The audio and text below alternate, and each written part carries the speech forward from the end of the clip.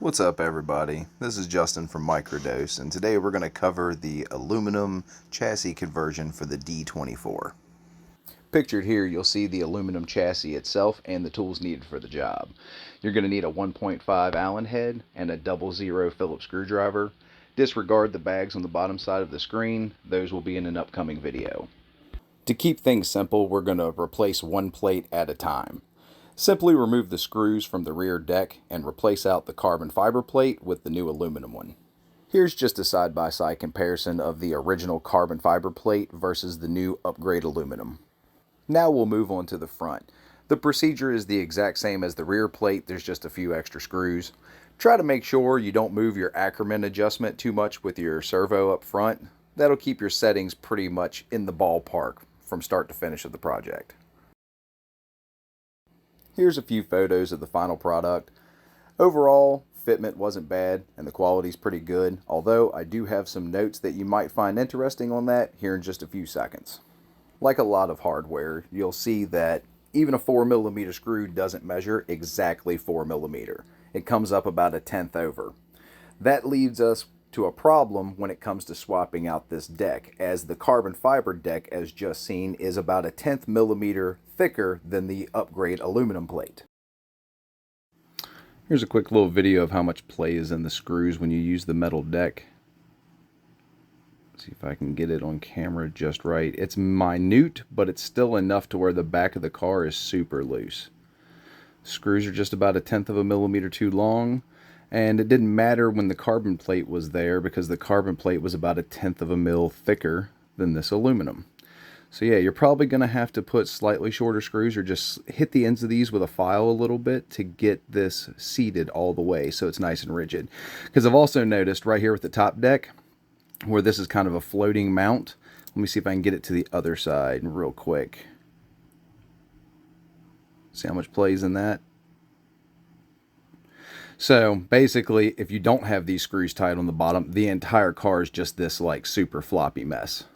So kind of interesting, that's how the chassis ended up. One quick note, with this being my first video, I totally forgot to take the weights of the chassis before and after the project. Luckily, there was a spare aluminum chassis kit laying around here, so I was able to knock out the weights. Carbon fiber comes in at about 5 grams. And the aluminum chassis deck comes in at 8.7. Here's some closing notes on the D24 chassis conversion kit.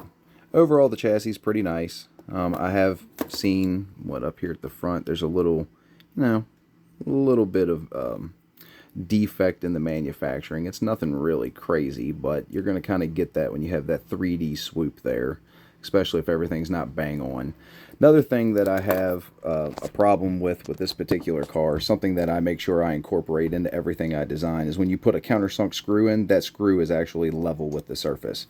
Pretty much every single one of these screws sticks up anywhere from, I'd say probably about a 1/10 of a millimeter, whereas everything in the back is relatively flat when it comes to the Phillips, but the countersunk hexes are just, they're up above the surface quite a bit.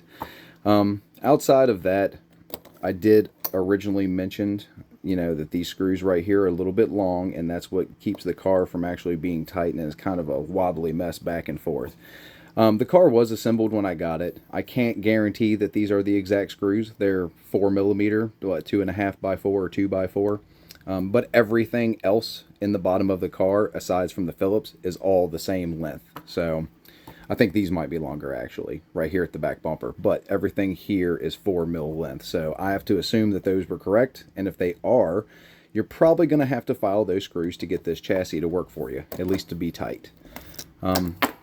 Outside of that, chassis conversion was relatively straightforward. And I don't know if it's really going to make the car more rigid or not. Carbon fiber is pretty rigid, especially for the forces seen in these small cars. So more of an aesthetic upgrade and maybe added a couple grams to the car. I have noticed a heavier car is a little bit more planted, so every little bit counts. And since it's the chassis, it's pretty symmetrical, so it's evenly placed throughout the car.